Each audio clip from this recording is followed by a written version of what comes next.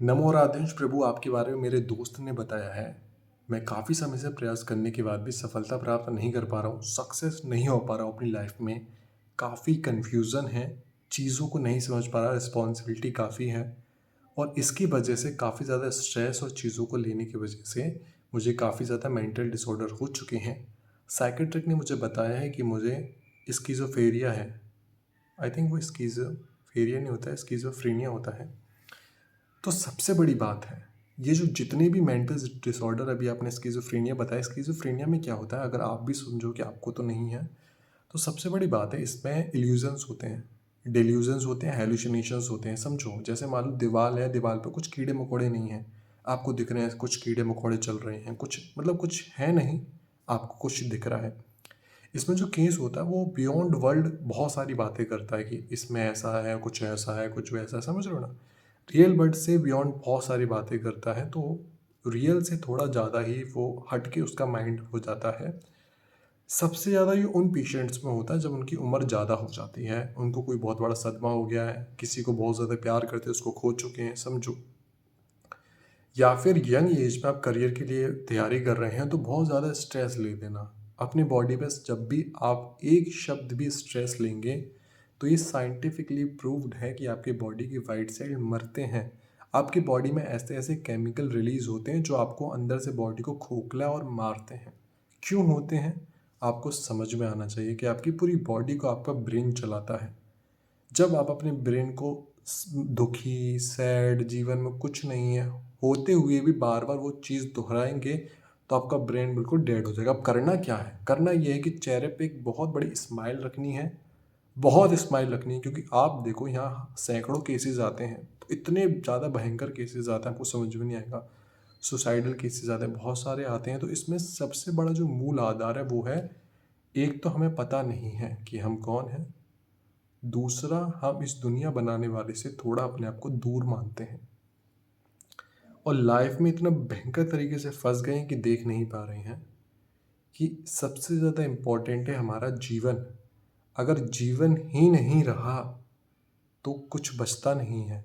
तो समझो, इस वक्त सबसे इम्पोर्टेंट चीज़ आपके पास ऑलरेडी है, वो है जीवन। आपकी सांसें चल रही हैं, समझो।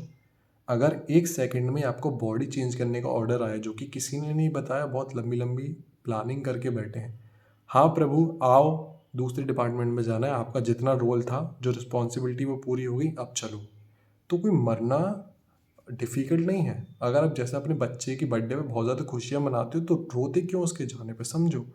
वो मर के ही आया है किसी से, किसी की बॉडी मरी तो वो सोल आई और आपके यहाँ जन्म हुआ है। तो अपने जीवन को सबसे पहले समझो।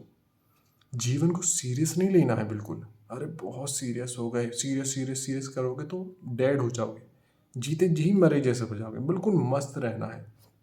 अब हमारी लाइफ में बहुत सारी सिचुएशन जैसा हमने प्लान करी वैसा नहीं हुई।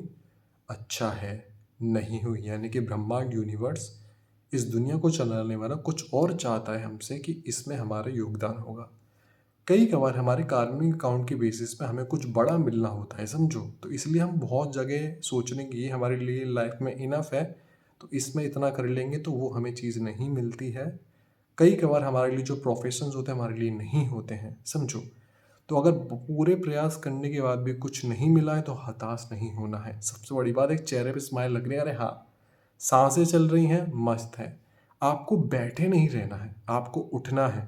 आपको 10 बजे के बाद जागना नहीं है। बहुत अच्छे से एक एक शब्द ये नोट कर लो, अगर आप अपनी करियर का टाइम चल रहा है, 10 बजे के बाद जागना नहीं है, समझो। अगर आपकी जॉब है तो वो बात अलग है, लाइफ स्टाइल। वैसे 10 बजे के बाद जागना नहीं है, सुबह जल्दी उठना है, एक्सरसाइज करनी है, डांस करना है, कुछ भी करना है, फिजिकल एक्टिविटी स्टार्ट करो। सुबह सूरज के पास निकलो, धूप में बैठो, घूमो, स्टार्ट करो। एक कमरे में बैठना बंद करो, बस उठ जाओ, उठ जाओ। इस वीडियो को सेव रखना और रोज हर सेकंड में अपने को याद दिलाओ। अगर आपके अंदर ये चीज़ें हैं तो बहुत बुरा है, अगर आप बैठे हुए हैं बस सुन रहे हैं, ऐसा आपको और ज़्यादा मेंटली बीमार बनाएगा। बाकी चीज़ों के लिए आपको पूरी प्रोफाइल में लिंक है। स्टेप 1 to 4 आपने कर लिए तो आपकी सारी चीज़ सॉल्व हो जाएंगी। और करियर में सबसे पहले देखो, जो आप हारे हैं तो अपने आप को कोसना बिल्कुल नहीं है। अगर हम कोसते हैं, नेगेटिव वर्ड यूज़ करते हैं, तो हम ना ही शरीर है ना ही मन है, हम एक ऊर्जा हैं और जब ऊर्जा नकारात्मक शब्दों से बोली जाए तो नकारात्मक शब्द अपना घेरा भी नकारात्मक बनाते हैं और इस ब्रह्मांड में जो भी नकारात्मक नेगेटिव ऊर्जाएं हैं उनको अपनी तरफ अट्रैक्ट कर लेते हैं। इसलिए वो जो शरीर में रहने वाली ऊर्जा आत्मा है वो कुछ समय बाद इतनी ज़्यादा डाउन हो जाती है, इतनी ज़्यादा डाउन कर देती है अपने आप को कि उसे मानसिक बीमारियां हो जाती हैं। उसके साथ साथ भी अब मन कहता है कि अब मर जा, इस शरीर को ख़त्म कर दे, जबकि शरीर का कोई रोल ही नहीं है। इसलिए मस्त रहने का, अगर आपका एक प्लान काम नहीं कर रहा है तो मस्त रहो। अरे अभी आपके पास टाइम है, घूमो फिरो, हर एक नई नई चीज़ें ट्राई करो। इसका मतलब ये नहीं है बैठ जाना। आपके अंदर गट्स हैं। किसी की लाइफ से अपनी लाइफ को कंपेयर मत करो। कंपेयर करोगे तो दुखी होगे, उसकी अच्छी होगी मेरी बुरी है। सबसे पहला, टाइम पे सो टाइम पे उठो। कल करेंगे ये बात छोड़ दो, कल कभी आता नहीं है। आज सोचा आज ही करना शुरू कर दो। दूसरी बात, तीसरी बात कि अपने चेहरे में हमेशा खुशी रखो, पॉजिटिव देखो, पॉजिटिव सुनो और नई नई चीज़ें स्टार्ट कर दो। समझो इनकम का सोर्स नहीं है, आपको स्ट्रेस है तो कोई भी छोटा मोटा इनकम का सोर्स ऐसे स्टार्ट कर दो कि चलो मैं सेकंड ऐसा स्टार्ट कर देता हूँ कि 4 पैसे आना शुरू हो जाएंगे। इतना आप कर दो। उसके साथ जो आपको जो भी लक्ष्य है उसकी प्रिपरेशन करते रहो। बस इतना समझ लो कि जो लास्ट के पॉइंट सब ठीक हो।